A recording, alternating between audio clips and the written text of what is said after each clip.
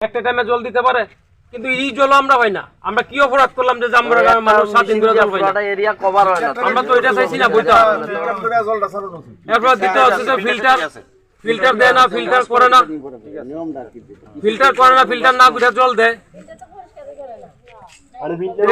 আমরা তো পরিশুদ্ধ জল খাওয়ার লাগে এটা গভর্নমেন্ট দিছে, অথচ ফিল্টার না করে সে জল ডাইরেক্ট দেওয়া হইতেছে। এটা তো সবার ক্ষতি হইতেছে। আমরা তো মানুষের ক্ষতি লাগে আমরা বুঝি না।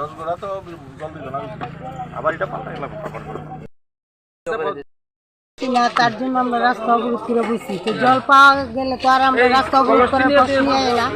তো এখন তো প্রধানে কিছু জল আছে, আমরা অবরোধ করে নিয়েছি।